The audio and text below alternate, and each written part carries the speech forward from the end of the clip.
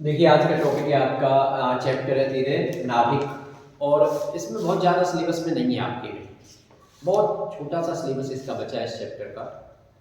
तो नाभिक में जैसे आपने चैप्टर 12 में पढ़ा परमाणु, और परमाणु से दूसरा नाभिक, क्योंकि परमाणु की जो स्ट्रक्चर आपने पढ़ी थी तो वो स्ट्रक्चर ये निकल के आई थी कि भाई ये परमाणु होता है 10⁻³ मीटर की ऑर्डर का, और उसका एक सेंट्रल पोर्शन होता है। यानी रदरफोर्ड ने ये बताया कि उसका जो टोटल द्रव्यमान है इलेक्ट्रॉन को छोड़ करके, इलेक्ट्रॉन के द्रव्यमान को, और टोटल जो धनावेश है वो एक छोटे से जगह पर रखा हुआ है। उस छोटी सी जगह को आप क्या कह रहे हो, नाभिक।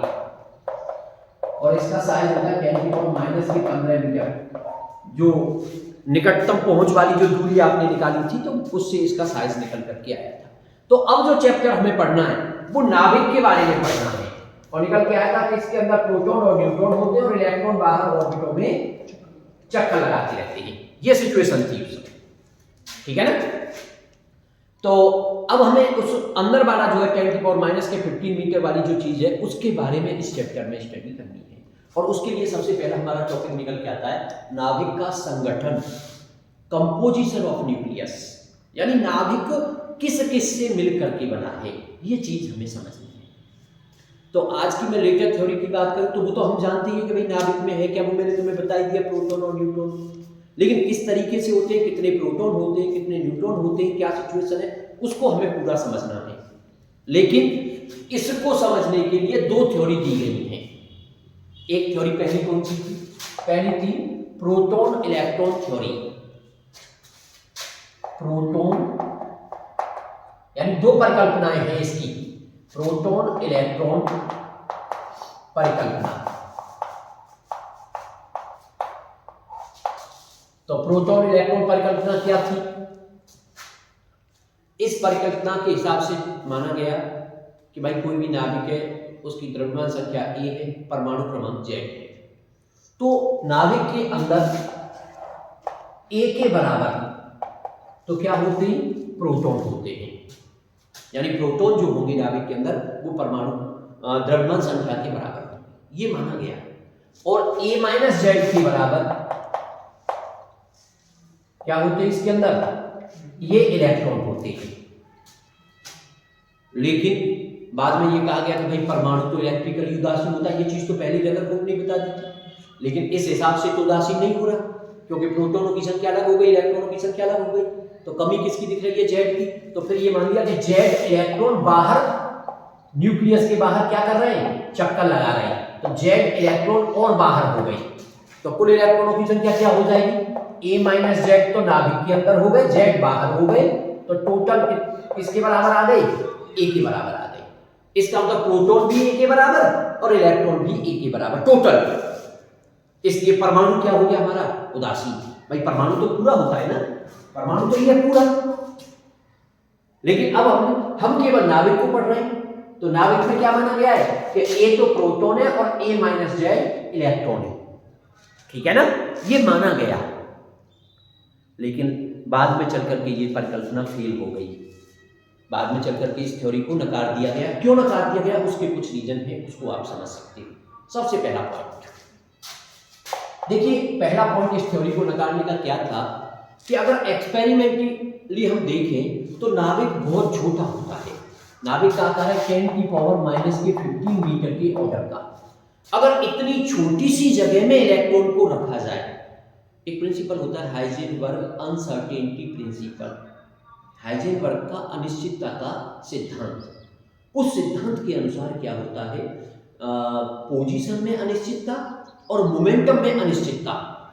यानी आप ऐसे उसको दिखा सकते हो, delta x into delta p is greater than equal to h/2π। ये होता है हाइजेनबर्ग अनसर्टेनिटी प्रिंसिपल, ठीक है ना। तो यहां पे डेल्टा x क्या चीज है, ये है पोजीशन में अनिश्चितता। पोजीशन का मतलब अब जैसे इलेक्ट्रॉन है तो कितनी जगह में रुक रहा है, 10⁻⁻15 मीटर। तो ये पोजीशन में अनिश्चितता हो गई 10⁻⁻15। डेल्टा p क्या है वहां, मोमेंटम। तो यहां से उसके मोमेंटम में अनिश्चितता आप निकालोगे, क्योंकि h प्लांक कांस्टेंट है। पोजीशन में 10⁻⁻15 लगा दोगे, डेल्टा p की वैल्यू निकल के आ जाएगी।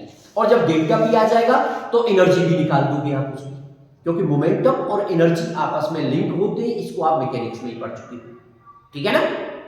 देखिए सबसे पहली बात तो ये है, जब हम नाभिक को समझते, नाभिक को पढ़ते कि परमाणु ही इतना छोटा होता है जो हमें आंखों से दिखाई नहीं देता। 10⁻⁻10 मीटर आंखों से नहीं दिखता परमाणु में।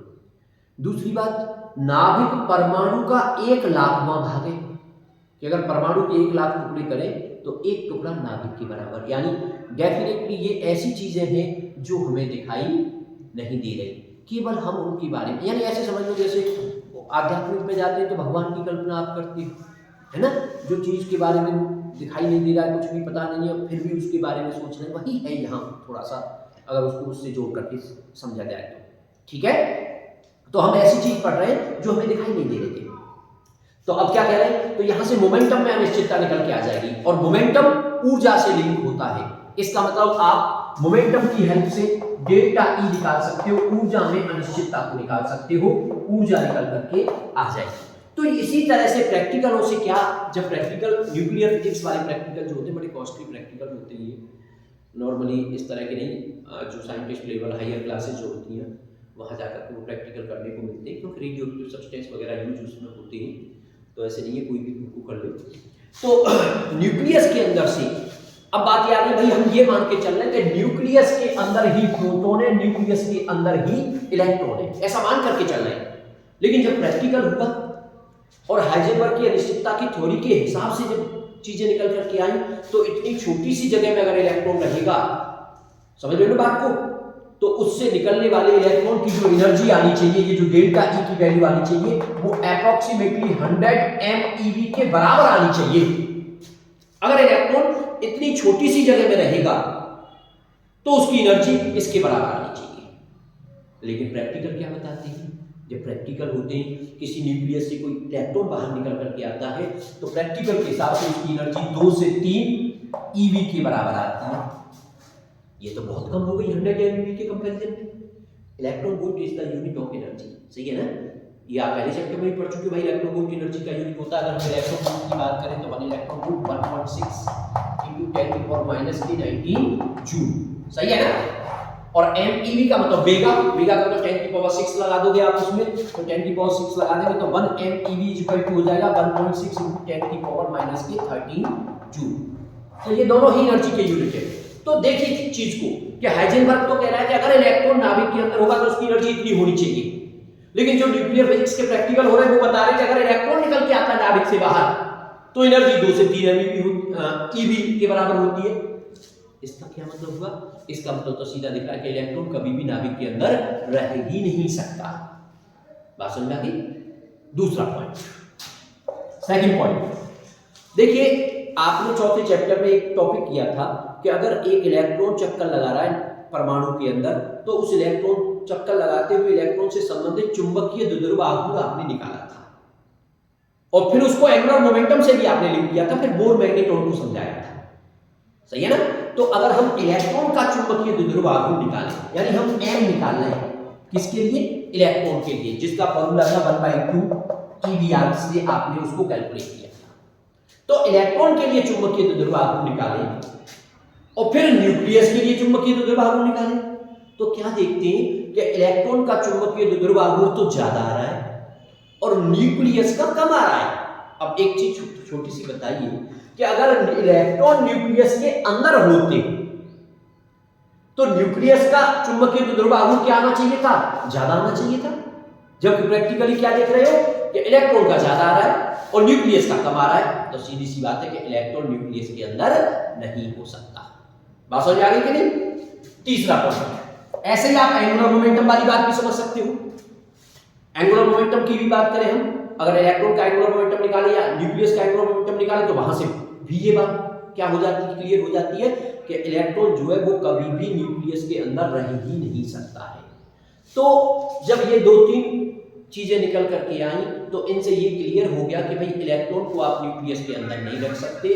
इस थ्योरी को नकार दिया गया कि हमारा जो नाभिक होता है वो प्रोटॉन और इलेक्ट्रॉनों से मिलकर के नहीं बना होता। उसके बाद लेटर ऑन सेकंड जो थ्योरी है वो दी गई, कौन सी थ्योरी, प्रोटॉन न्यूट्रॉन थ्योरी।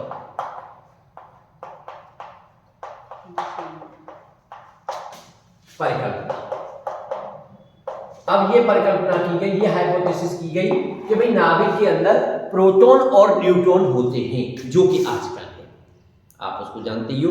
तो कैसे बताया गया कि भाई अगर ये नाभिक है तो इस नाभिक के अंदर जो प्रोटॉन होते हैं उनकी संख्या परमाणु क्रमांक के बराबर होती है, और इसके अंदर जो न्यूट्रॉन होते हैं उनकी संख्या A-Z के बराबर होती है।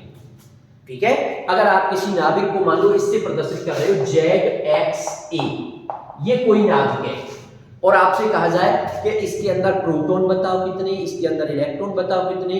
अब नाभिक है तो नाभिक देखिए दो चीजें होती है, एक तो ऐसे कह देता है ZXA परमाणु।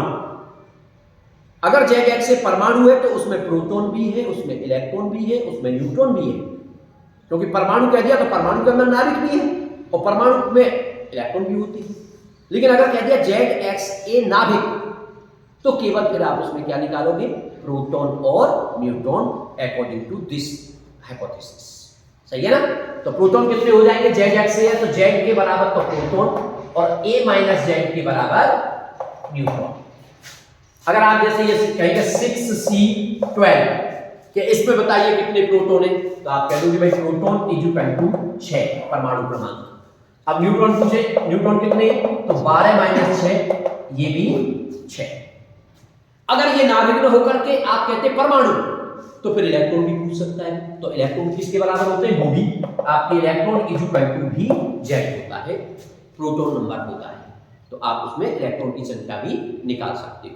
लेकिन ध्यान एक चीज का रखना है, अगर वो परमाणु आवेशित है, आयन के फॉर्मेट में है, तो फिर इलेक्ट्रॉनों की संख्या परमाणु क्रमांक के बराबर नहीं होगी। जैसे हमने आपको हाइड्रोजन लाइक एटम में भी समझाई थी, जैसे ये आ जाए, वैसे तो होता है ट्वाइस He4, लेकिन ये आ जाए कि He+ आयन की बात करें कि इसमें बताओ इलेक्ट्रॉन कितने हैं, तो प्रोटॉन इसमें 2 ही होंगे, न्यूट्रॉन इसमें 4-2 होंगे, लेकिन इलेक्ट्रॉन अब 2 नहीं होंगे, क्योंकि इसमें प्लस आ गया, इसका मतलब इसने एक इलेक्ट्रॉन का त्याग कर दिया, और जब एक इलेक्ट्रॉन का त्याग कर दिया होगा, वास्तव में होने तो इलेक्ट्रॉन 2 ही चाहिए थे, लेकिन चूंकि आयन है, एक इलेक्ट्रॉन का त्याग हो गया, तो अब कितनी बची, 1 बचा, तो फिर हम इलेक्ट्रॉनों की संख्या उसके हिसाब से निकाला करेंगे। ये चीज आपने केमिस्ट्री में पहले भी पढ़ी होगी और समझते होंगे इस चीज, ठीक है ना?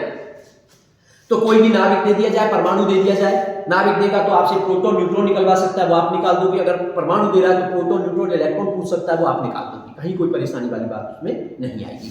तो अब दूसरी थ्योरी क्या है, बस दूसरी थ्योरी यही है, प्रोटॉन न्यूट्रॉन थ्योरी, के नाभिक के अंदर परमाणु क्रमांक के बराबर तो आपके प्रोटॉन होते हैं, और मास नंबर में से यानी ए में से अगर परमाणु क्रमांक को घटा दे तो उसके बराबर उसमें न्यूट्रॉन होते हैं, ठीक है ना?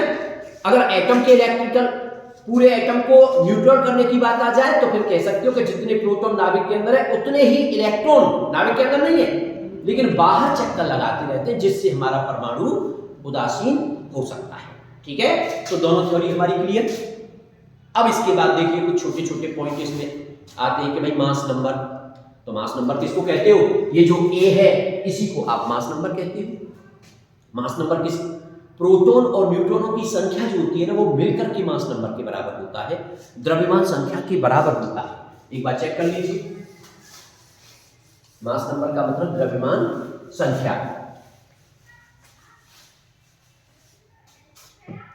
छोटे छोटे पॉइंट हैं जो आपको समझने होंगे, वैसे आप लोग 9th से पढ़ते आ रहे हैं चीजों को। द्रव्यमान संख्या, तो द्रव्यमान संख्या को डिनोट किससे करते हो आप, ए से, और ये किसके बराबर होता है, प्रोटॉन और न्यूट्रॉनों की संख्या की। तो A = P+N, और देख भी सकते हो आप चाहो तो P किसके बराबर था भाई, ZP, और N किसके बराबर था, A-ZP। Z से Z कैंसिल हो गया तो कितना आ गया, A आ गया। यानी आप कह सकते हो प्रोटॉन और न्यूट्रॉन मिलकर के किसके बराबर होते हैं, मास नंबर के। अच्छा, यहाँ एक चीज, एक शब्द और आता है न्यूक्लियॉन। हिंदी में भी न्यूक्लियन ही कहते हैं, अंग्रेजी में भी न्यूक्लियन बोलते हैं उसको, न्यूक्लियन। तो न्यूक्लियस के अंदर यानी नाभिक के अंदर जो पार्टिकल होते हैं उनको मिलाकर के न्यूक्लियन बोला जाता है, और नाभिक के अंदर क्या होता है, प्रोटॉन और न्यूट्रॉन, तो उनको मिलाकर के न्यूक्लियन बोलते हैं। हम कहेंगे एक न्यूक्लियन, तो वो न्यूक्लियन प्रोटॉन भी हो सकता है, वो न्यूक्लियन न्यूट्रॉन भी हो सकता है। तो ये आपको ध्यान रखना है, न्यूक्लियन। तो न्यूक्लियन का मतलब नाभिक के अंदर के पार्टिकलों की बात कर रहे हो, वो प्रोटॉन भी हो सकते हैं और प्लस न्यूट्रॉन भी हो सकते हैं। तो प्रोटॉन और न्यूट्रॉन मिलकर के न्यूक्लियन कहे जाते हैं। और न्यूक्लियन की संख्या वास्तव में किसके बराबर हो जाएगी? उसी ए के बराबर हो जाएगी, द्रव्यमान संख्या के बराबर हो जाएगी। तो अगर जरूरत पड़ जाए तो हम कह सकते हैं, यानी नाभिक के अंदर के हर पार्टिकल को न्यूक्लियन कहा जाता है। ठीक है। अब किसी भी न्यूक्लियाई को रिप्रेजेंट करने का तरीका वही है जो मैंने बताया, ZXA, और उससे फिर तुम प्रोटॉन भी निकाल सकते हो, न्यूट्रॉन भी निकाल सकते हो। अब देखिए इसके बाद कुछ छोटी छोटी चीजें आती हैं जो कि आप लोगों ने पढ़ रखी होगी, इसलिए मैं उसको थोड़ा जल्दी में बता दूंगा। जैसे समभारी,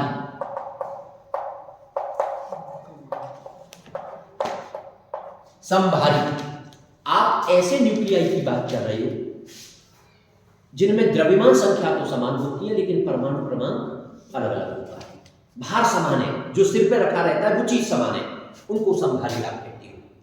जैसे BCA40 और इधर आप कह रहे हैं 18AR40, तो इन दोनों में द्रव्यमान संख्या समान है और परमाणु क्रमांक इनका अलग अलग है, तो ये आपस में क्या हो गए? समभारी हो गए। ठीक है। और भी बहुत सारे हो सकते हैं। समस्थानिक, ये सब आपके पढ़े हुए होंगे केमिस्ट्री में। समस्थानिक, इसमें परमाणु क्रमांक तो समान होता है लेकिन परमाणु संख्या कह लो या द्रव्यमान संख्या कह लो वो अलग अलग होती है। यानी इसमें Z का मान समान होता है, Z इसमें समान है।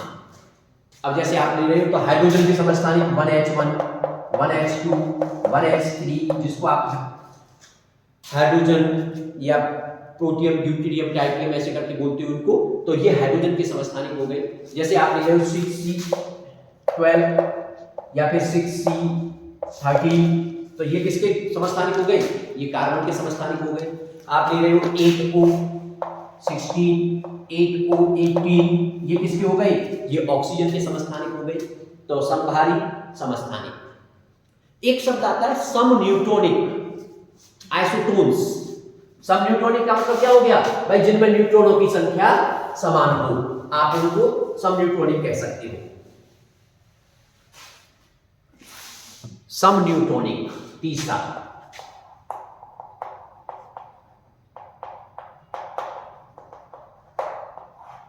समन्यूट्रॉनिक, यानी न्यूट्रॉन की संख्या इसमें समान होती है, न्यूट्रॉन समान होते हैं।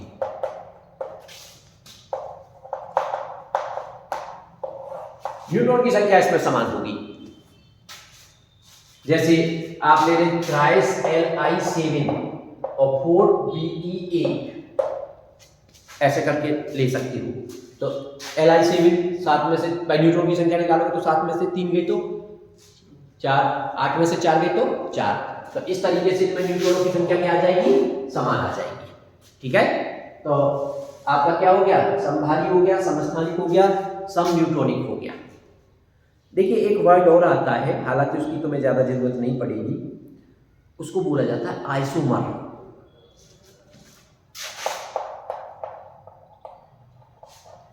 आइसोमर्स, हिंदी क्या हो सकती है आइसोमर की?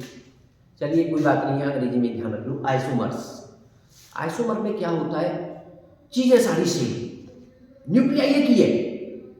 जैसे आपने लिया कि भाई थ्राइस Li7 है, तो थ्राइस Li7 ही है, लेकिन वो अलग अलग स्टेट में होता है। एक समय एक नाभिक तो क्या है, मान लो मूल अवस्था में है, ग्राउंड स्टेट में है, और उसी समय दूसरा जो नाभिक है उसका वो उत्तेजित अवस्था में है। बात समझ गए ना? अब उत्तेजित अवस्था आप समझ गए होंगे कि बाहर से अगर एनर्जी मिल जाती है किसी नाभिक को तो वो अपनी उत्तेजित अवस्था में चला जाता है। तो एक ही नाभिक अलग अलग अवस्थाओं में होता है, तो वो एक दूसरे के क्या कहलाते हैं? आइसोमर्स कहलाते हैं। ठीक है। हालांकि ये पूछा नहीं जाता, पर फिर भी अगर पूछा जाए तो आप ध्यान इसको रखें। तो ये इतना हमारा क्लियर है। देखिए इसके बाद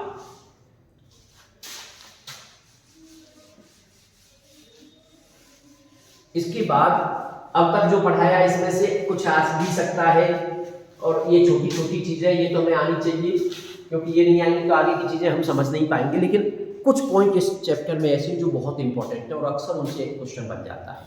तो सबसे पहले हम बात करें नाभिक का आकार। तो नाभिक का आकार क्या होता है? नाभिक जो है वो स्फेरिकल शेप में होता है। नाभिक का आकार। तो कैसा होता है ये? गोलाकार, स्फेरिकल। और यहीं से एक फॉर्मूला इसके लिए बनता है, R इज प्रोपोर्शनल A की पावर 1/3। ये बहुत इंपॉर्टेंट है। जो रेडियस होती है नाभिक की जो त्रिज्या होती है वो उसकी द्रव्यमान संख्या के 1/3 पावर इस अनुक्रमानुपाती होती है, समानुपाती होती है। तो R इज प्रोपोर्शनल A की पावर 1/3। ये पॉइंट बहुत इंपॉर्टेंट है। या आप इसको ऐसे भी कह सकते थे कि जैसे आप उसका वॉल्यूम निकालते हैं, आप उसको दूसरी तरीके से भी ला सकते हो। जैसे आप इसकी आयतन की बात करते हैं कि नाभिक का जो आयतन होता है वो उसकी द्रव्यमान संख्या के अनुक्रमानुपाती होता है। तो अब आयतन की बात करोगे तो नाभिक का आयतन, क्योंकि गोलाकार कह रहे हैं, तो 4/3 पाई r क्यूब और is proportional to mass number. अब 4/3 पाई तो कांस्टेंट है, तो ये तो छूट गया। इसका मतलब r cube is proportional to mass number. और अगर r को निकालोगे तो r is proportional to a की पावर 1/3, क्योंकि पावर जब उधर जाएगी तो क्या हो जाएगी? 1/3 पावर हो जाएगी। तो दोनों तरह से समझ सकते हो आप, दोनों तरीके से उसको लिख सकते हो, ठीक है। लेकिन ये इंपॉर्टेंट नहीं है। इंपॉर्टेंट क्या है? इंपॉर्टेंट ये कि इस पर न्यूमेरिकल आता है, अक्सर आता है इस पर न्यूमेरिकल। 1 नंबर का न्यूमेरिकल इस पर अक्सर पूछा जाता है। अब न्यूमेरिकल कैसे सॉल्व करोगे? तो r इज प्रोपोर्शनल a की पावर 1/3, तो r इक्वल टू हो जाएगा r नॉट a की पावर 1/3। ये आपका फॉर्मूला हो गया न्यूमेरिकल के लिए। इसको ध्यान रखना। ये मान के चलिए इस पे चांस बनता है 1 नंबर का क्वेश्चन पूछे जाने का। 1 नंबर में आ जाए, 2 नंबर में आ जाए। r equal to r nought a की पावर 1/3। यहाँ r नॉट एक कांस्टेंट है, ये एक नियतांक है। इसकी जो वैल्यू होती है, हालांकि नियतांकों की वैल्यू जब पूछा, वैसे तो देखो ऐसा न्यूमेरिकल आता है कि नियतांक की जरूरत पड़ती नहीं है, पर फिर भी पढ़े तो न्यूमेरिकल जो आपका पेपर आएगा उस पेपर में कहीं ना कहीं शुरुआत में, लास्ट में, कहीं ना कहीं सारे नियतांक एक जगह लिख दिए जाते हैं, ठीक है ना। और कभी कभी ऐसा भी होता है कि क्वेश्चन के साइड में लिख दिया जाता है। तो यहाँ से r नॉट नियतांक है जिसकी वैल्यू होती है r nought equal to 1.2 fermi metre. हालांकि खाली फर्मी कह दी तब भी कोई प्रॉब्लम नहीं है। और 1 फर्मी क्या होता है? 1 फर्मी मीटर में क्या होता है? 10 की पावर माइनस के 15 मीटर। तो एक तरह से इसकी वैल्यू हो गई 1.2 इंटू 10 की पावर माइनस के 15 मीटर। ये r नॉट की वैल्यू हो गई। लेकिन जो न्यूमेरिकल इसमें बनता है, आप लोग बुक उठाओगे, उसको देखोगे, पिछले क्वेश्चन पेपर उठा करके देखोगे तो तुम्हें मिल जाएगा बड़ा आसानी से क्वेश्चन। अब कैसे सॉल्व करते हैं? जैसे 2 नाभिक दे दिए कि 2 नाभिक हमारे ये है, एक का मास नंबर 8 है, एक का मास नंबर 125 है। ये एग्जांपल ले लेते हैं। चलिए एक एग्जांपल ले लेते हैं सिंपल सा कि 2 नाभिक हैं जिनकी द्रव्यमान संख्याएं क्रमशः 8 और 125 है। तो कितनी कितनी है? 8 और 125। तो उनकी त्रिज्याओं का अनुपात बताइए। तो यहां से आप देखोगे भाई r is equal to r nought a की पावर 1/3। तो आपका फॉर्मूला क्या बन जाएगा? r1 upon r2 is equal to a1 upon a2 की पावर 1/3। तो वास्तव में न्यूमेरिकल सॉल्व करने के लिए ये फॉर्मूला बन गया आपका। ये ध्यान रखना है आपको। अब क्वेश्चन क्या आया? क्वेश्चन है कि भाई 2 नाभिक है, एक की द्रव्यमान संख्या 8, दूसरे की 125। इसका मतलब आप लिख दोगे a1 इज इक्वल टू 8 और a2 इज इक्वल टू 125। क्या पूछ रहा है? आपसे पूछ रहा है r1 अपॉन r2 पूछ रहा है, अनुपात पूछ रहा है। फॉर्मूला आपके सामने लिखा हुआ है, आप लगा दोगे r1 upon r2 is equal to a1 upon a2 की होल पावर 1/3।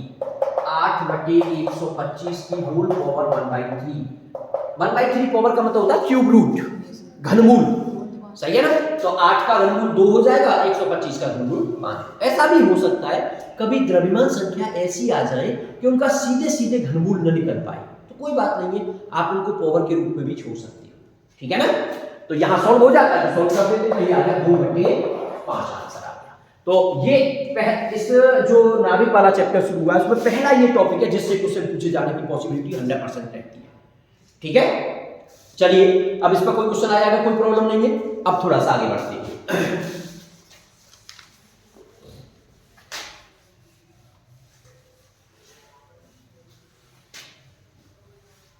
देखिए एक शब्द आता है न्यूक्लियर डेंसिटी। नाभिकीय घनत्व, ठीक है, तो उस पर थोड़ा सा चर्चा करते हैं।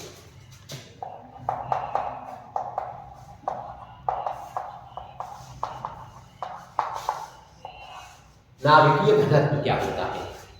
घनत्व आप जानते हैं, जैसे पानी ले रहे हो तो पानी का घनत्व होता है, मिट्टी ले रहे हैं मिट्टी का घनत्व होता है, हवा ले रहे हैं हवा का घनत्व होता है। ऐसे ही नाभिक के घनत्व की बात कर रहे हैं कि भाई नाभिक का घनत्व क्या हो सकता है। तो घनत्व आप जानते हो भाई, घनत्व को अगर रू से, तो घनत्व बराबर होता है, फॉर्मूला जो आपने पढ़ा है, पढ़ते आ रहे छठवीं क्लास से, घनत्व बराबर द्रव्यमान बटे आयतन।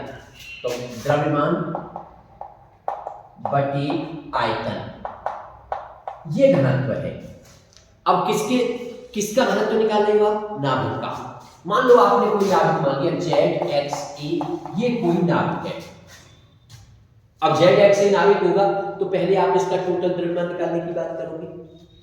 मान लो इसके अंदर न्यूक्लियॉन्स कितने होंगे? न्यूक्लियॉन का मतलब होता है नाभिक के अंदर उपस्थित एलिमेंट्री पार्टिकल्स, इलेक्ट्रॉन्स नहीं, न्यूट्रॉन और प्रोटॉन, उनको न्यूक्लियॉन कहते हैं। वैसे देखो ये होता है कि प्रोटॉन का द्रव्यमान अलग होता है, न्यूट्रॉन का द्रव्यमान अलग होता है। थोड़ा सा न्यूट्रॉन भारी होता है प्रोटॉन से, लेकिन फिर भी अगर हम न्यूक्लियॉन वर्ड यूज करते हैं तो दोनों के मास को एक जैसा मान सकते हैं। तो हमने माना न्यूक्लियॉन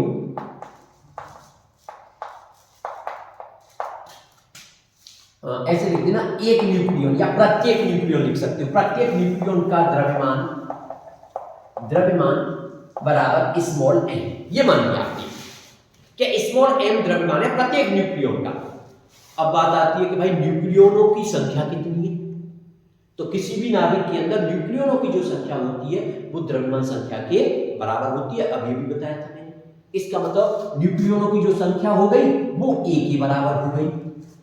तो टोटल मास कितना हो गया भाई? एक न्यूक्लियन का मास m है, तो a न्यूक्लियनों का मास कितना हो गया? तो टोटल द्रव्यमान हो गया आपका, द्रव्यमान is equal to m into a। ये उस नाभिक का द्रव्यमान निकल करके आ गया, सही है। अब नाभिक का द्रव्यमान निकल के आ गया, इधर आप घनत्व निकालना चाहते हो, वो होता है द्रव्यमान बटे आयतन। तो आप फॉर्मूला लगा दोगे तो रो इज इक्वल टू द्रव्यमान m इंटू a अपॉन अब आयतन होता है 4/3 pi r cube, 4/3 pi r cube. लेकिन r की वैल्यू अभी आप निकाल चुके हो भाई। r का तो अभी आपने फॉर्मूला लिखा है, r is equal to r nought a की पावर 1/3, अभी लिखा है आपने। तो अब r क्यूब की जगह पे क्या लिखे? तो r जब इतना है तो r क्यूब कितना हो जाएगा? r नॉट का क्यूब इंटू a हो गया, 1/3 पावर कैंसिल हो गई क्यूब से, ठीक है। तो अब आप इसे सॉल्व करो तो ये आएगा m इंटू a अपॉन ये 3 को चलो ऊपर भेज दो, 3ma अपॉन 4 पाई r क्यूब की जगह पे आ जाएगा r not cube into a, और a से a कैंसिल आउट। तो कितना आया?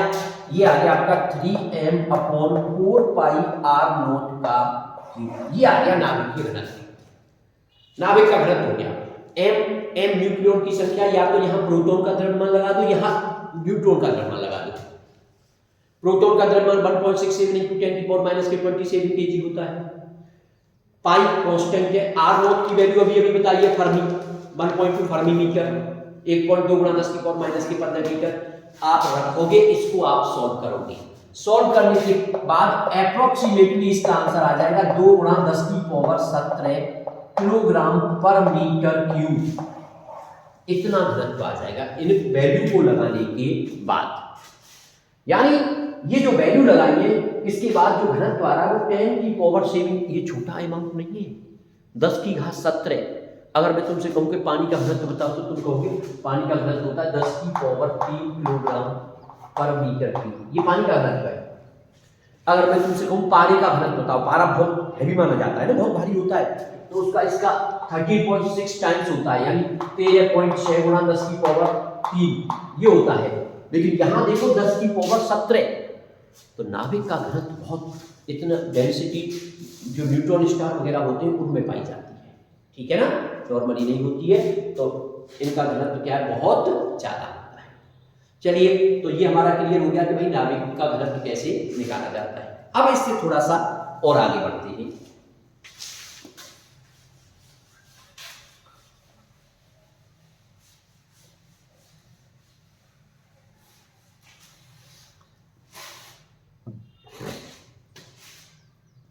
अब देखिए नाभिक के घनत्व के बाद अब थोड़ा सा, हालांकि मैं उसकी चर्चा आप पहले कर चुका हूं एनर्जी के यूनिटों की, लेकिन फिर भी यहां पर एक वर्ड आता है जो कि बार बार आएगा, उसको आप समझें, AMU। इसको अंग्रेजी में बोलते हैं एटॉमिक मास यूनिट।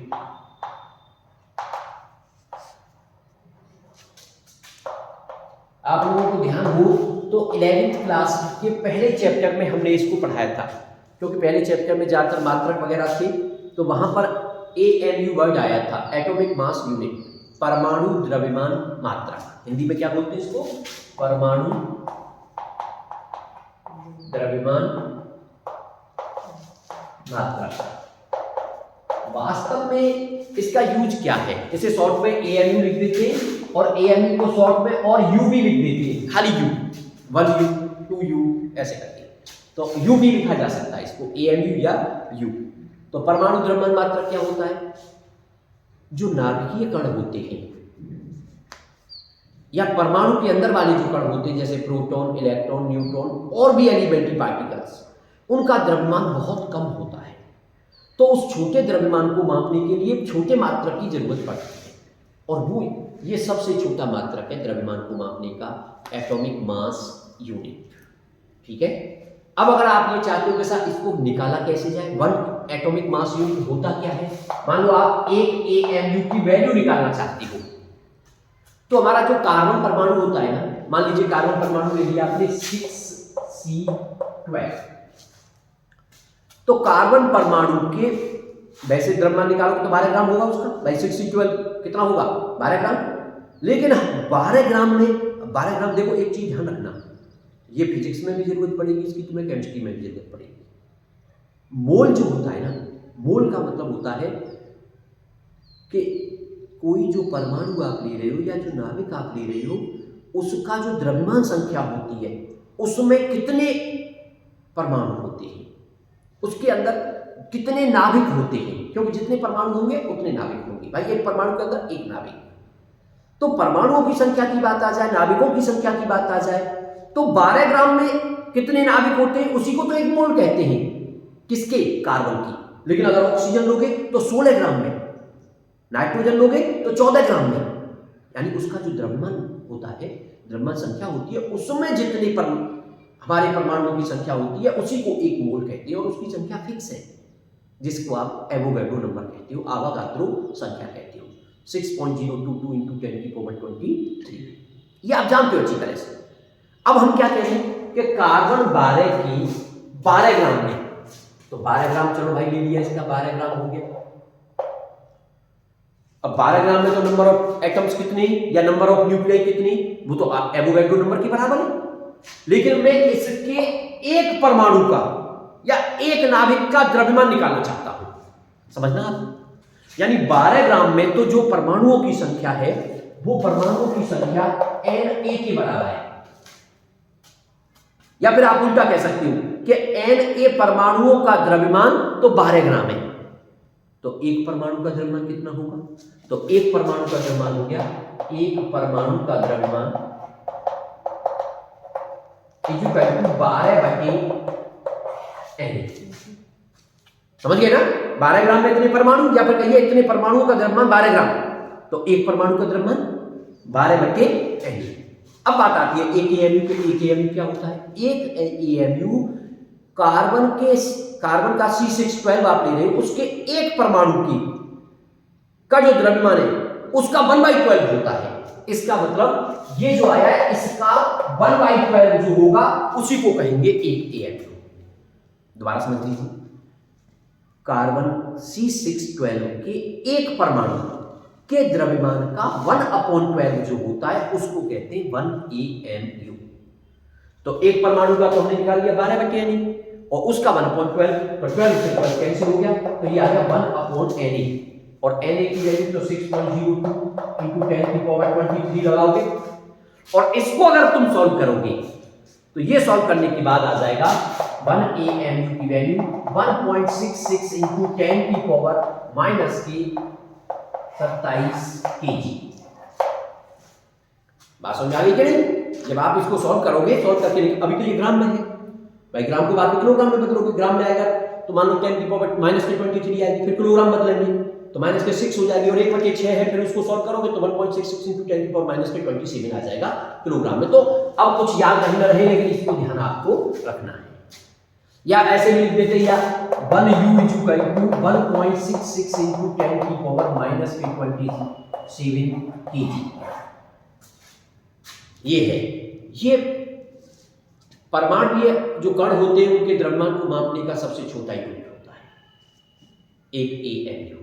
ठीक है, देखिए अब इसके बाद जो हमारा टॉपिक है, क्योंकि आइंस्टीन ने एक समीकरण दिया था, उसको आप पढ़ते आ रहे हो 9th क्लास से, और वो समीकरण बताता था कि भाई द्रव्यमान को ऊर्जा में और ऊर्जा को द्रव्यमान में बदला जा सकता है, और वो समीकरण था आइंस्टीन का द्रव्यमान ऊर्जा समीकरण E = mc²। तो वहीं से अब हमारा जो टॉपिक अगला आता है कि एक AMU कितनी एनर्जी के समतुल्य होता है, कितनी एनर्जी के इक्विवेलेंट होता है एक AMU। हालांकि वैसा कोई कंपैरिजन नहीं हो सकता, जैसे मैं तुमसे कहूं कि 1 किलोग्राम में कितने जूल, आप कहोगे ये तो गलत बात है।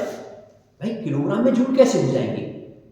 किलोग्राम में ग्राम हो सकते हैं, मिलीग्राम हो सकते हैं, सेंटीग्राम हो सकते हैं। अब मैं कहूं कि 1 किलोग्राम में कितने मीटर, तो थोड़ी बैठ रहा है, मीटर यूनिट डिस्टेंस का है और किलोग्राम यूनिट द्रव्यमान का है, अलग अलग चीज हो गई। समझ रहे हो बात को? ऐसे मैं कह रहा हूं कि एक AMU के कितने ऊर्जा, तो अरे भाई वो द्रव्यमान है AMU, और ऊर्जा एनर्जी अलग है, उसका यूनिट जूल होता है, तो वो कैसे हो जाएंगे? हो नहीं सकते। लेकिन इस फॉर्मूले से ऊर्जा को द्रव्यमान में बदला जा सकता है, इसलिए हम एक AMU के समतुल्य ऊर्जा निकाल सकते हैं। तो ये क्वेश्चन अच्छा है, समझने वाली चीज है, हालांकि कांस्टेंट के रूप में कभी कभी दे भी दिया जाता है, लेकिन हमें वैसे निकालना आना चाहिए।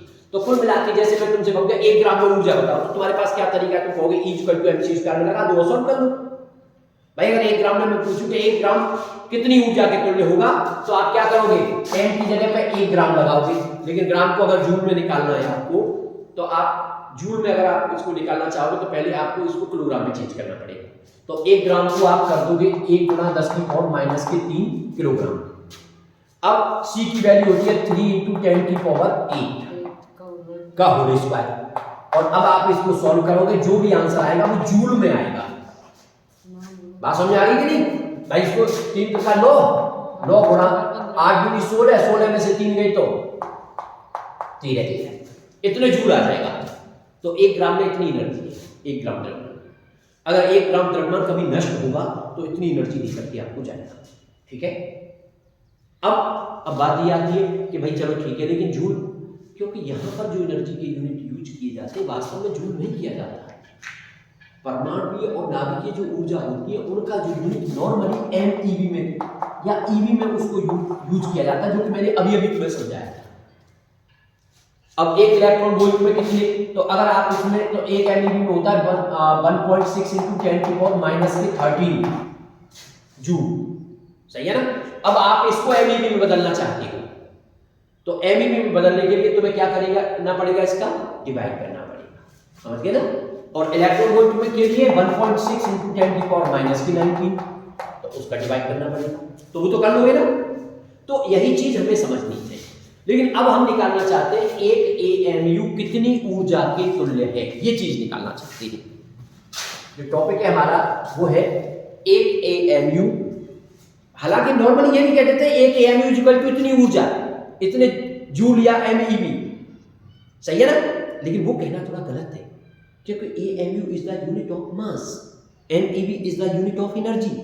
तो इक्वल लगाने की बजाय ये कहिए समतुल्य, समझ गए ना? तो एक AMU के तुल्य ऊर्जा ज्ञात कीजिए, तुल्य ऊर्जा ज्ञात कीजिए, ये है मान लो आपका क्वेश्चन। तो क्या करोगे? यानी आप लिख दोगे कि m की वैल्यू हो गई 1 AMU, और चाहो तो 1.66 × 10⁻⁻27 kg, इतनी हो गई एक AMU द्रव्यमान। अब ऊर्जा निकालोगे तो E = mc², m की वैल्यू 1.66 10 की पावर माइनस की 27 मल्टीप्लाई बाई सी, तो 3 इंटू 10 की पावर 8 का होल स्क्वायर। लेकिन आंसर जो आएगा किसमें आएगा? जूल में। लेकिन हम एमईबी में लाना चाहते हैं, तो एमईबी में लाने के लिए हमने क्या किया? 1.66 इंटू 10 की पावर माइनस के 27 मल्टीप्लाई 9 इंटू 10 की पावर 16 अपॉन 1.6 इंटू 10 की पावर माइनस के 13। अब आपका आंसर आ गया एमईबी में, और इसको तुम सॉल्व करोगे तो ये आ जाएगा 931 एमईबी। आसपास हो सकता है, कुछ बुकों में 930.5 दे रखा हो, 931 दे रखा हो, जो भी।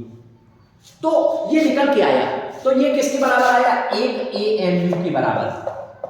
तो वास्तव में ऐसे बराबर ना लिख करके हम फिर ऐसे लिखना चाहिए 1 एएमयू, ऐसे इक्विवेलेंट है, ऐसे ये इक्विवेलेंट है 931 एमईबी की। वैसे कुछ नहीं है, ये भी लिखना सही है, लेकिन बस गलती कहां हो रही है कि यूनिट में गलती हो रही है। ये यूनिट द्रव्यमान का है और ये यूनिट ऊर्जा का है, ये गलती हो रही है, इसलिए हम उसको समतुल्य कहेंगे। सही है ना? तो ये चीज ध्यान रखनी है, ये बहुत इंपॉर्टेंट चीज है। हालांकि दे दिया जाता है, लेकिन निकालना आपको आना चाहिए। आज भी इनके समीकरण से हम उसको कैलकुलेट करके ला सकते हैं। ठीक है,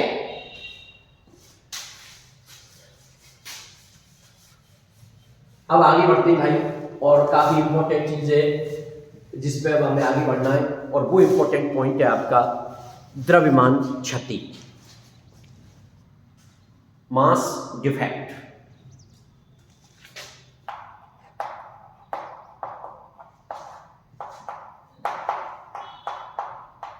ये बहुत इंपॉर्टेंट पॉइंट है वो वास्तव में ये, और इससे आगे अभी मैं 3 चीजें पढ़ाने वाला हूं आपको। द्रव्यमान क्षति यानी मास डिफेक्ट, उसके बाद बंधन ऊर्जा, और बंधन ऊर्जा प्रति nucleon, binding energy per nucleon. ये 3 चीजें हमें समझनी है, और तीनों ही चीजें बहुत इंपॉर्टेंट हैं, और इस पे क्वेश्चन पूछे जाने की पॉसिबिलिटी अक्सर बनती है।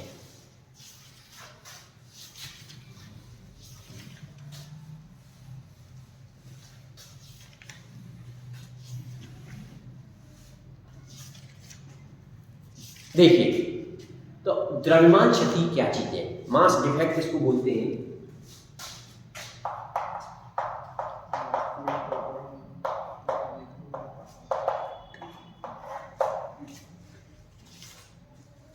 जैसे न्यूक्लियस है, न्यूक्लियस जो है ये आपका नाभिक है, और जो नाभिक है वो मिलकर के बना है प्रोटॉन और न्यूट्रॉनों से।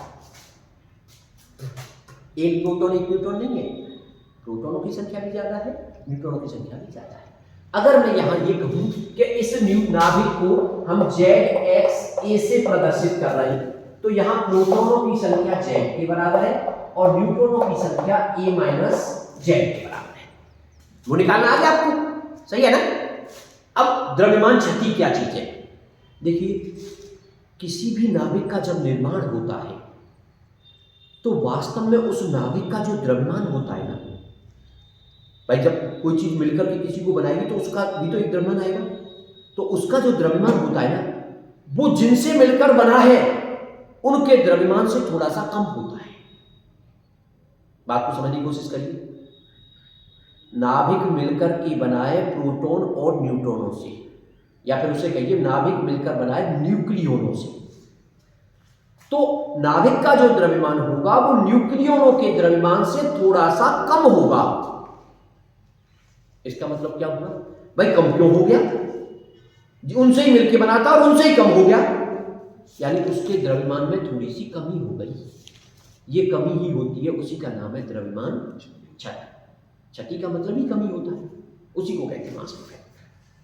अब जैसे तुम्हारे पास आ जाए, अब मैं सिंपल क्वेश्चन की बात कर रहा हूं, और वास्तव में ये थ्योरी में क्वेश्चन नहीं पूछा जाएगा तुमसे, बल्कि न्यूमेरिकल की बात की जाएगी, और वो भी बाइंडिंग एनर्जी के लिए।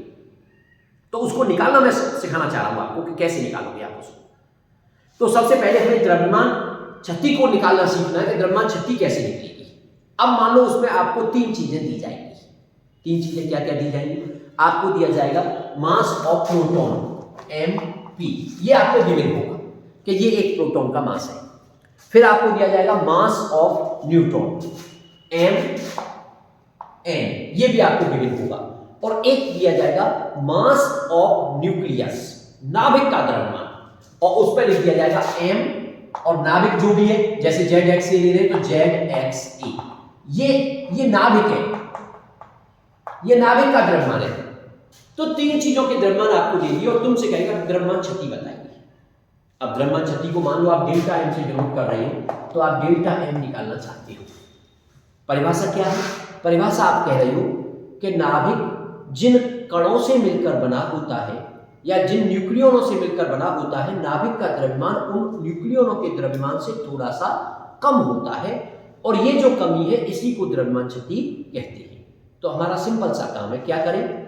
न्यूक्लियनों का कुल द्रव्यमान निकालें और उसमें से नाभिक के द्रव्यमान को माइनस कर दें। बस सिंपल सा काम है। अब न्यूक्लियनों का द्रव्यमान कैसे निकालोगे? न्यूक्लियनों में दो चीज दिख रही है, प्रोटॉन और न्यूट्रॉन। तो सबसे पहला काम हमारा क्या होगा? प्रोटोनों की संख्या निकालें और न्यूट्रॉनों की संख्या निकालें।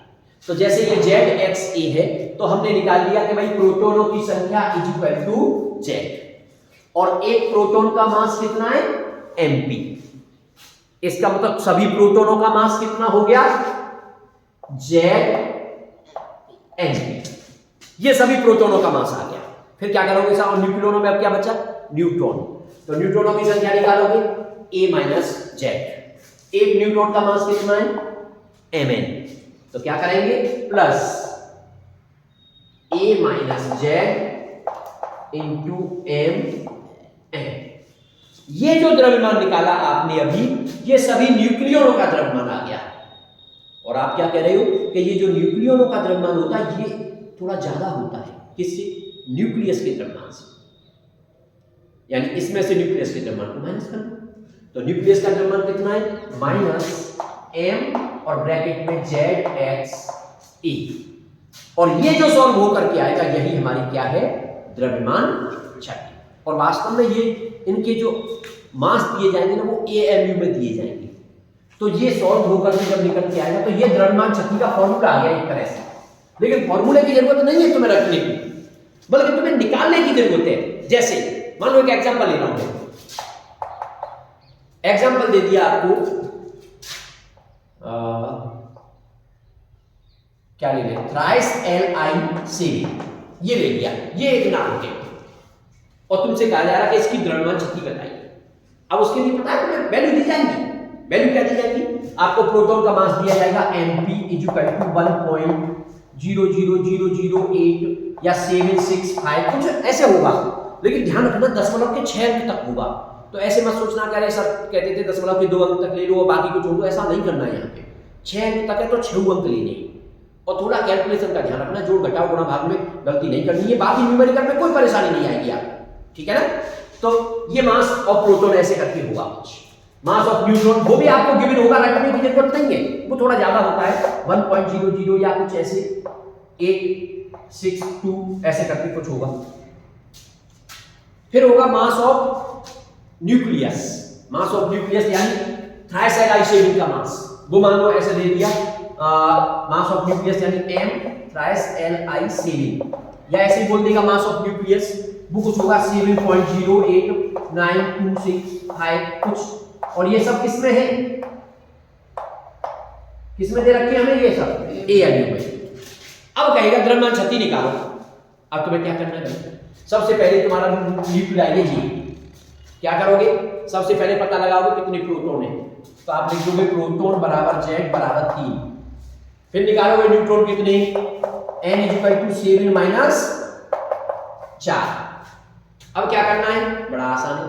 सभी प्रोटॉनों का मास निकालने के लिए प्रोटॉनों की संख्या 3 है और एक प्रोटॉन का मास ये है, तो आप लिख दोगे 3 गुणा 1.000765। समझ गए ना? फिर प्लस न्यूट्रॉनों की संख्या कितनी आई है? A माइनस Z 4 गुणा न्यूट्रॉनों का मास 1.0000862 माइनस क्या करोगे? न्यूक्लियस का मास कितना दे रखा है? माइनस के 7.089265। अब बताओ सब याद रही बात कैलकुलेशन करने की, वो तो तुम कर ही लो। ये होता है द्रव्यमान क्षति को निकालना, समझ गए ना? तो इस तरह से तुम मास डिफेक्ट निकाल लोगे किसी भी उसका, द्रव्यमान क्षति निकल करके आ जाएगी। क्लियर, कोई दिक्कत तो नहीं है। अब क्या होगा सर, द्रव्यमान क्षति आ गई तो अब 3 चीजें कही थी मैंने कि 3 चीजें पूछेगा तुमसे। हालांकि द्रव्यमान क्षति नहीं पूछता है, बल्कि वो तो एक ही पूछेगा कि बंधन ऊर्जा प्रति न्यूक्लियन बताओ। लेकिन हम स्टेपों में समझ रहे हैं तीनों चीजों को। तो एक तो हमने क्या निकालना सीखा, द्रव्यमान क्षति, दूसरा बंधन ऊर्जा, बाइंडिंग एनर्जी। बाइंडिंग एनर्जी किसको कहते हो भाई, बंधन ऊर्जा किसको कहते हो? एक बात बताइए, न्यूक्लियन और न्यूक्लियंस कह लो चलो, या प्रोटॉन और न्यूट्रॉन आपस में बंधे हुए हैं। अगर आप इनको अलग अलग करना चाहते हो, आप इनको अलग करके इनफाइनाइट पर भेजना चाहते हो, तो अलग अलग करने के लिए जो ऊर्जा देनी पड़ेगी आपको, उसी को कहते हैं इसकी बंधन ऊर्जा। यानी न्यूक्लियनों को अलग अलग करके, सेपरेट करके इनफाइनाइट पर भेज दें तो उसके लिए जो आवश्यक ऊर्जा होगी उसको कहा जाएगा उसकी बंधन ऊर्जा। ठीक है, और वो बंधन ऊर्जा क्या होगी, जब आप वो बंधे हुए हैं उनको आप अलग करना चाहते हो तो उसके द्रव्यमान में कुछ ना कुछ क्षति हुई होगी।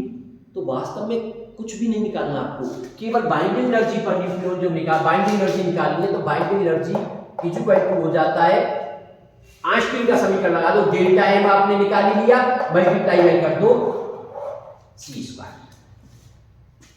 डेल्टा एम मास डिफेक्ट हो गया, मास में उतनी कमी हो गई, और वही तो मास में जो कमी हुई है वो किस में चला गया, ऊर्जा में, वो ऊर्जा में बदल गया। किस फॉर्मूले से, आइंस्टीन समीकरण लगा दिया, उसी से ऊर्जा निकल करके आ गई।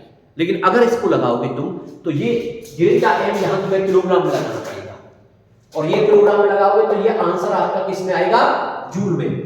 लेकिन न्यूमेरिकल इस तरह से नहीं आता है, न्यूमेरिकल में डेल्टा एम आएगा एएमयू में। क्वेश्चन और आसान हो गया है आपके लिए।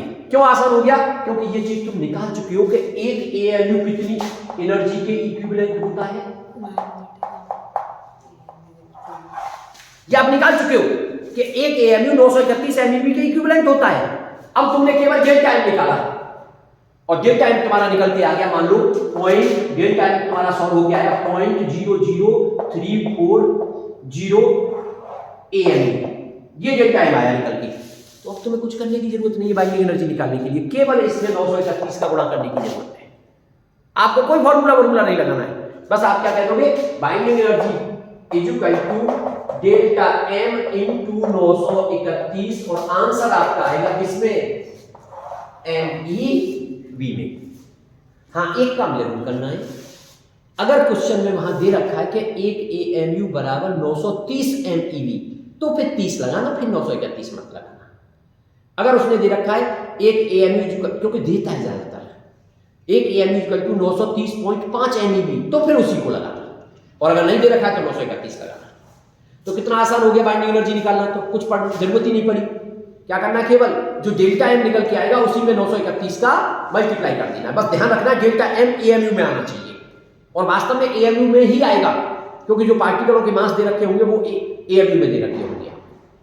अब बाइंडिंग एनर्जी आ गई सर, आपने द्रव्यमान क्षति निकाल ली, बंधन ऊर्जा निकाल दी, बंधन ऊर्जा निकल करके आ गई। अब क्या रह गया, अब बंधन ऊर्जा प्रति न्यूक्लियन। अब तीसरा जो पॉइंट है हमारा वो है बाइंडिंग एनर्जी पर न्यूक्लियन। तो वो तो आप वैसे ही जान रहे हो, बंधन ऊर्जा प्रति nucleon.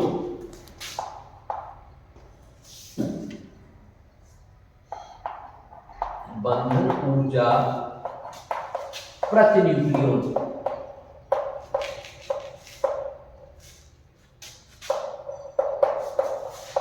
Binding energy per nucleon कैसे निकलेगी भाई, ये तो सभी न्यूक्लियनों की आई है, और न्यूक्लियनों की संख्या कितनी होती है, मास नंबर के बराबर। इसका मतलब आप क्या करोगे, जो बाइंडिंग एनर्जी आई है उसमें ए का डिवाइड कर दोगे, केवल ए का डिवाइड, उसके मास नंबर का डिवाइड कर दोगे। जैसे थ्राइसैलाइसिलिन था, थ्राइसैलाइसिलिन था तो 7 का डिवाइड कर दोगे आप उसमें, वो आपकी निकल के आ जाएगी बाइंडिंग एनर्जी पर न्यूक्लियन। समझ में आ गई कि नहीं बात। तो ये एक तरीका है, और इस पे एक क्वेश्चन आने की पॉसिबिलिटी 90% रहती है। बंधन ऊर्जा और तीनों में क्या है, केवल द्रव्यमान क्षति को निकालना है। द्रव्यमान क्षति निकल आएगी, फिर बंधन ऊर्जा निकल के आ जाएगी, फिर बंधन ऊर्जा प्रति न्यूक्लियन निकल करके आ जाएगी आपकी। बुक में कोई दे रखा हो क्वेश्चन तो थोड़ा सा मुझे दिखाइए, जिससे कि आप लोगों के लिए क्लियर हो जाए। इस तरह का दे रखा है जो मैं बता रहा था आपको।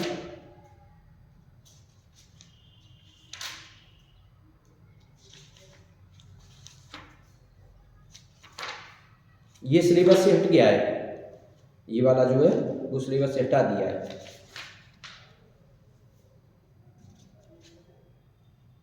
ये यहां दे रखा है द्रव्यमान क्षति और बंधन ऊर्जा।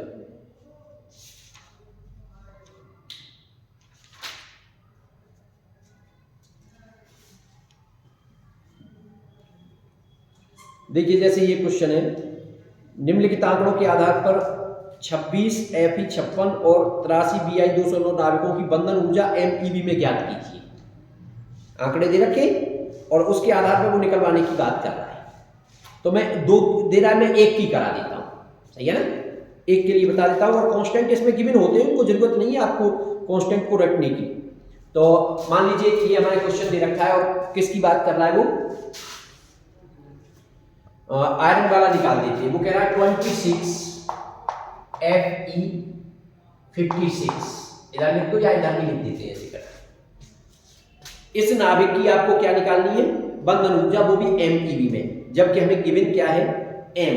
ऐसे करके ब्रैकेट में लिख रखा है M और ब्रैकेट में लिख रखा है 26 Fe 56। इसका मतलब तुम समझ गए होंगे कि ये क्या चीज है, ये मास ऑफ न्यूक्लियस है, न्यूक्लियस का मास है ये। और कितना दे रखा है 55.934939 U को शॉर्ट AMU को ही शॉर्ट में U लिख देते हैं, ये इतना दे रखा है, ठीक है भाई। और इसकी बंधन ऊर्जा आपको निकालनी है। बंधन ऊर्जा भी पूछ सकता है, बंधन ऊर्जा प्रति न्यूक्लियन भी पूछ सकता है, द्रव्यमान क्षति भी पूछ सकता है। द्रव्यमान क्षति तो तुम्हें फिर भी निकालनी पड़ेगी, हालांकि यहाँ पे इसमें क्वेश्चन में नहीं दे रखे, लेकिन अलग से प्रोटॉन और न्यूट्रॉनों के मास दिए हुए होते हैं, ठीक है, कोई प्रॉब्लम नहीं है। जो कांस्टेंट एक जगह दिए होंगे वहां प्रोटॉन का मास भी दिया होगा AMU में, न्यूट्रॉन का मास भी गिवन होगा। समझ गए ना बात को। तो अब आप क्या करोगे भाई, हमारा काम क्या होता है, सबसे पहले प्रोटॉनों की संख्या निकालने का। तो न्यूक्लियाई क्या है आपका 26 Fe 56, तो आप कह दोगे प्रोटॉन P = 26। अब आप न्यूट्रॉन निकालोगे N = 56 - 26, कितना आ जाएगा 30। अब आप डेल्टा M निकालोगे, तो डेल्टा M यानी द्रव्यमान क्षति, तो डेल्टा M = क्या होगा 26 गुणा मास ऑफ प्रोटॉन, तो एक प्रोटॉन का मास आपको गिवन होगा, प्लस कितना है 30 गुणा मास ऑफ न्यूट्रॉन, यानी ये हो गया टोटल न्यूक्लियनों का मास। और न्यूक्लियनों का मास थोड़ा ज्यादा होता है किससे, न्यूक्लियस के मास, उसी को द्रव्यमान क्षति कहते हैं। इसका मतलब इसमें से न्यूक्लियस के मास को हटा देंगे, तो न्यूक्लियस का मास माइनस कितना दे रखा है 55.934939, इतना दे रखा है। अब केवल क्या करना है तुम्हें, अब यहां पे मास ऑफ प्रोटॉन लगाना है, यहां मास ऑफ न्यूट्रॉन लगाना है, इसका उसमें मल्टीप्लाई, इसका उसमें मल्टीप्लाई और आपस में प्लस। सावधानी रखेंगे क्योंकि दशमलव के 6 अंक तक होगा, समझ गए ना। प्लस कर लोगे, उन दोनों को प्लस करके इसको क्या कर देंगे माइनस, और माइनस करने के बाद जो भी आएगा 0.000 कुछ करके, मान लो जैसे मैं इसी में से देख के लिख दूं, तो मान लो ये आ रहा है 0.528461, 52841 U, तो किस में आ गया ये U में आ गया, AMU में आ गया। इतना डेल्टा M आ गया आपके पास। अब बताओ ये बात समझ में आती है, इसे सॉल्व करने की जरूरत तो नहीं है, समझ गए ना, कोई प्रॉब्लम नहीं। मास ऑफ प्रोटॉन आपको गिवन होगा, मास ऑफ न्यूट्रॉन आपको गिवन होगा, उसको आप लगा दोगे, सॉल्व कर लोगे। अब क्या करना है, अब निकालनी है बाइंडिंग एनर्जी। बाइंडिंग एनर्जी निकालोगे तो बाइंडिंग एनर्जी जो होती है केवल लिखोगे डेल्टा M × 931, किस में आ जाएगा आंसर MeV में, और डेल्टा M की वैल्यू आपने ये लगा दी 0.528461 मल्टीप्लाई 931। थोड़ा सा कैलकुलेशन करनी पड़ेगी भाई, सॉल्व करोगे बाइंडिंग एनर्जी आ गई। अब मान लो पूछी बाइंडिंग एनर्जी पर न्यूक्लियन, अगर बाइंडिंग एनर्जी पर न्यूक्लियन की बात कर रहा है, तो बाइंडिंग एनर्जी पर न्यूक्लियन, ये जो बाइंडिंग एनर्जी आई है इसमें आप मास नंबर कितना है इसका 56 का डिवाइड कर दोगे, ये आपकी आ जाएगी बाइंडिंग एनर्जी पर न्यूक्लियन। अब बताओ समझ में तो इस तरीके के जो क्वेश्चन होंगे आप आसानी से उनको सॉल्व कर सकते हैं, कहीं कोई उसमें दिक्कत नहीं आएगी।